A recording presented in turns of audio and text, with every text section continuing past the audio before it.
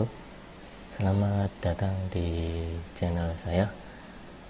Hari ini saya akan membagikan tentang materi dasar-dasar kefarmasian untuk kelas 10 farmasi klinis dan komunitas. Oh ya, sebelumnya selamat datang buat siswa-siswa baru SMK Asta Mitra. Selamat bergabung dengan SMK Asta Mitra, khususnya kelas 10 farmasi klinis dan komunitas. Oke, langsung saja. Hari ini saya akan menyampaikan materi tentang dasar-dasar kefarmasian. Oke, kita langsung menuju ke slide-nya. Oke, sebelumnya perkenalan dulu. Nama saya Muhammad Taufik Mubarok, biasa dipanggil Taufik.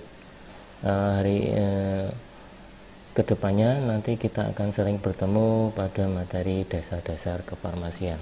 Oke, sebelum kita masuk ke dalam materi inti, kita perkenalan dulu tentang beberapa bentuk sediaan obat. Mungkin ada yang sudah sering melihat, atau mungkin yang sudah pernah menggunakan, atau mungkin ya ada yang beberapa yang belum, atau mungkin masih asing. Nah, ini saya kenalkan dulu supaya nanti menambah pengetahuan. Nanti kalau sudah tahu, pengetahuannya bertambah, nanti baru kita masuk ke materi inti.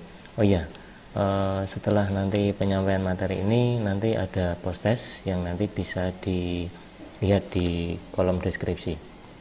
Oke, supaya lebih mempercepat waktu, kita langsung menuju ke slide. Oke, ini ada 1, 2, 3, 4, 5, 6, 7 gambar. Oke, ada 7 gambar di sini supaya untuk memudahkan proses pembelajaran. Saya kasih tanda dulu ya, sebentar. Oke, saya kasih warna. Oke, ini nomor 1, kemudian ini nomor 2, kemudian ini nomor 3, kemudian ini nomor 4, kemudian ini nomor 5, ini nomor 6, dan terakhir ini nomor 7. Oke,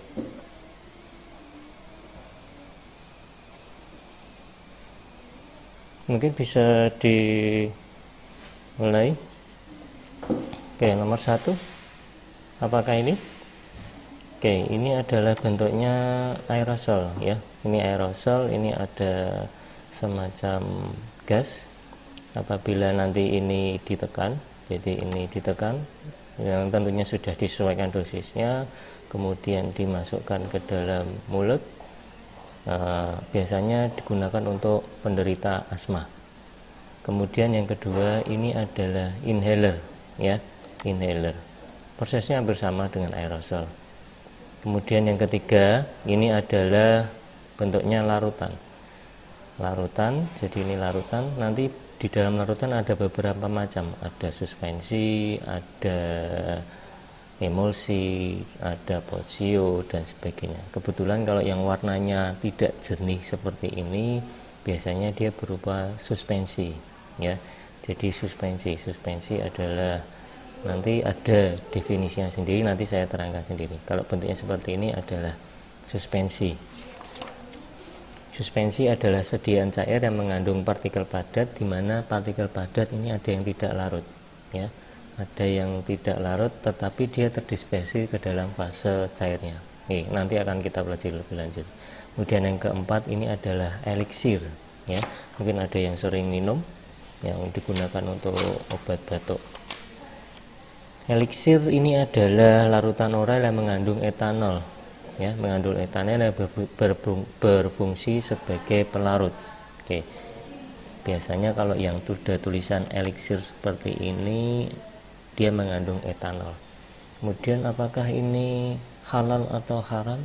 Ya, monggo, itu masuk ke pribadi masing-masing. Selama masih ada obat lain, ada pilihan lain, nah untuk yang eliksir ini mungkin bisa dikesampingkan dulu.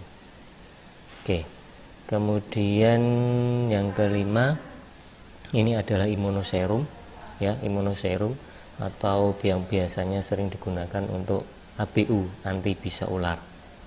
Kemudian yang keenam ya ini sudah biasanya digunakan untuk cowok ya.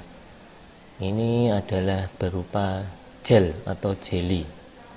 Jelly adalah suatu salep yang masanya itu lebih halus ya, umumnya agak cair dan biasanya mengandung sedikit atau tanpa lilin. Kemudian yang ketujuh ini adalah implan ya, implan yang biasanya digunakan untuk kontrasepsi ya, ditanam di bawah kulit dengan menggunakan alat khusus, trokar namanya. Nah, ini nanti yang panjang-panjang ini dia akan makin lama akan makin mengecil, dia akan melepaskan suatu hormon sehingga akan menunda kehamilan. Oke, kita lanjut ya, slide berikutnya. Oke, kita kasih nomor lagi, kita teruskan. Ini nomor 8 kita ubah dulu. Oke, nomor 8, ini nomor 9, ini nomor 10. Oke, ini nomor 11, ini nomor 12, kemudian ini nomor 13. Oke, mungkin bisa sambil dicari-cari di searching di Google, di internet, macam-macam gambar ini kira-kira nama sediaannya apa.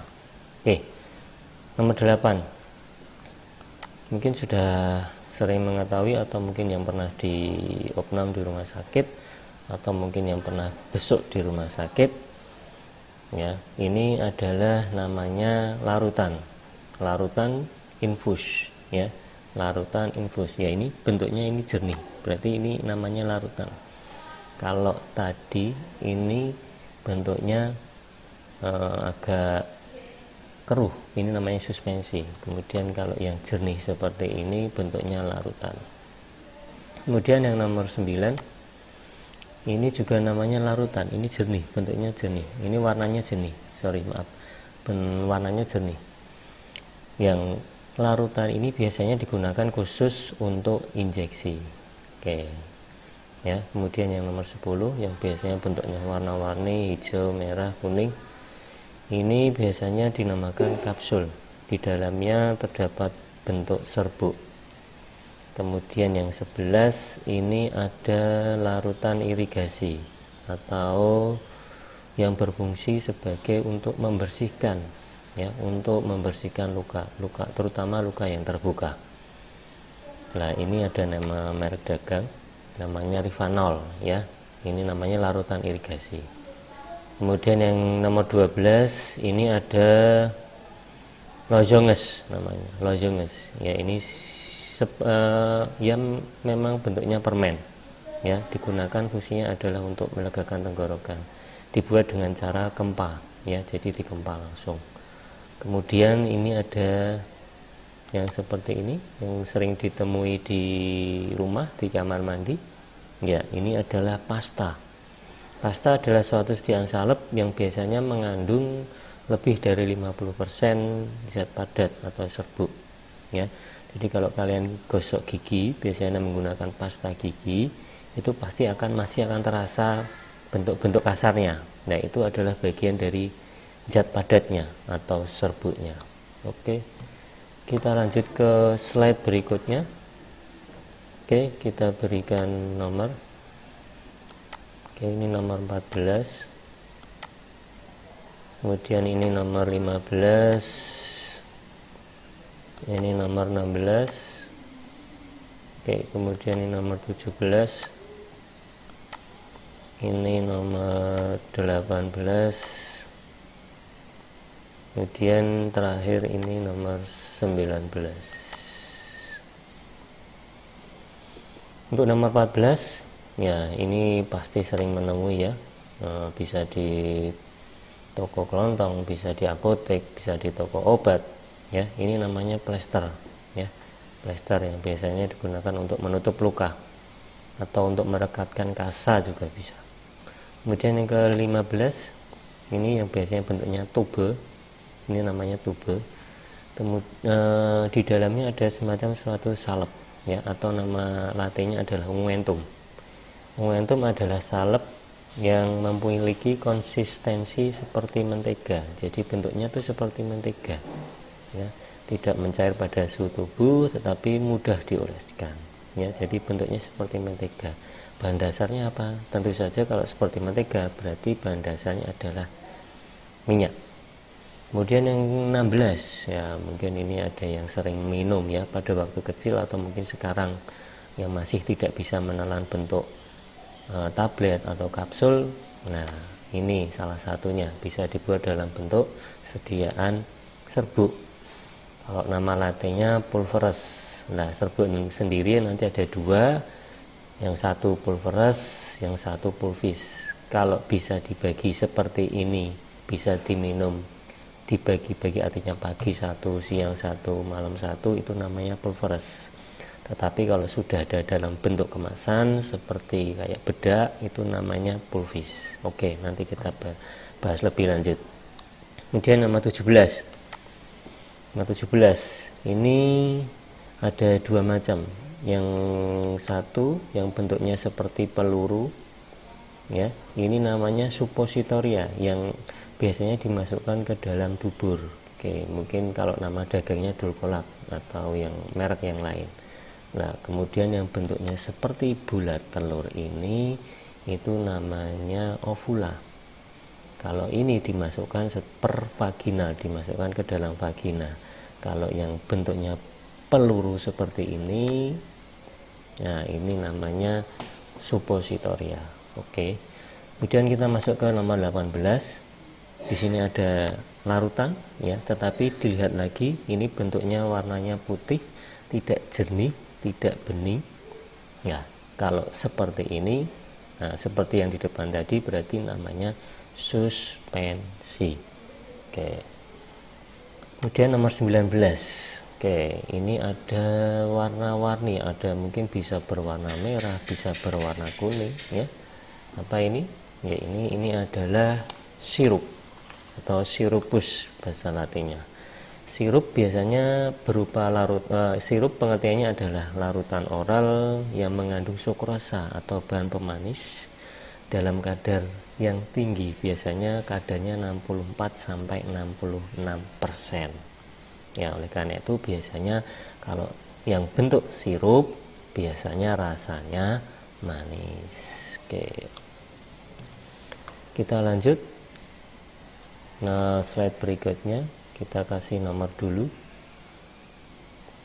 Ini nomor 20, kemudian 21, nomor 22, kemudian ini nomor 23.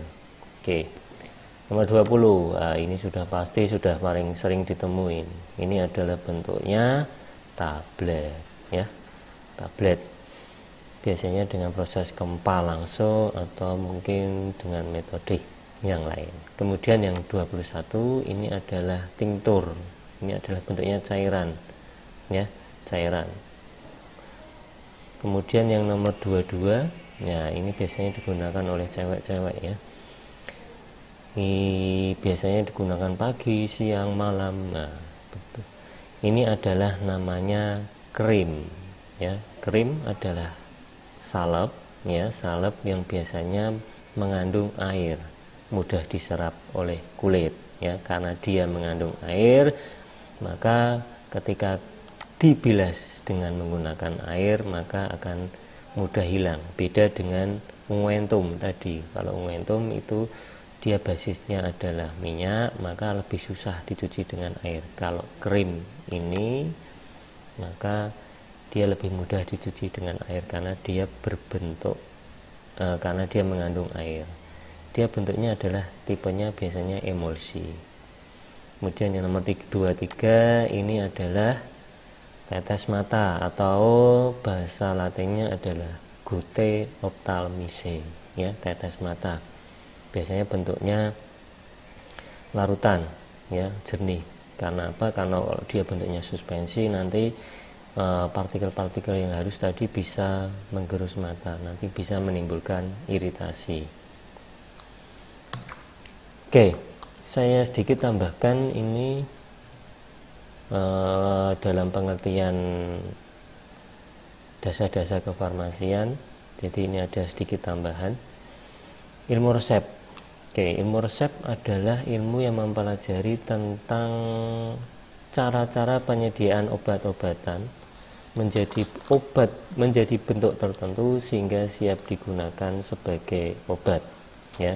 Jadi ilmu resep, jadi ilmu yang mempelajari. Jadi dia akan mempelajari bagaimana sih cara menyediakan obat supaya bentuk awalnya misalnya serbuk, kemudian diubah menjadi bentuk tablet atau bentuk sirup. Nah, nantinya bentuk tablet atau bentuk sirup ini nanti siap digunakan sebagai obat, tinggal diminum. Kemudian untuk penyediaannya sendiri bisa meliputi pengumpulan, pengenalan, pengawetan, pembakuan dari bahan-bahan obat-obatan. Oke. Untuk perkenalan saya pikir kalau terlalu banyak nanti kasihan, karena ini juga metodenya daring. Jadi nanti biar lebih paham kita batasi beberapa slide. Nanti kalau terlalu banyak slide nanti malah tidak paham. Oke, jangan lupa nanti setelah menyimak video ini silahkan mengisi post-test pada link deskripsi. Oke, terima kasih atas perhatiannya. Wassalamualaikum warahmatullahi wabarakatuh. Oke, selamat jumpa, semoga selalu tetap diberi kesehatan pada masa pandemi ini.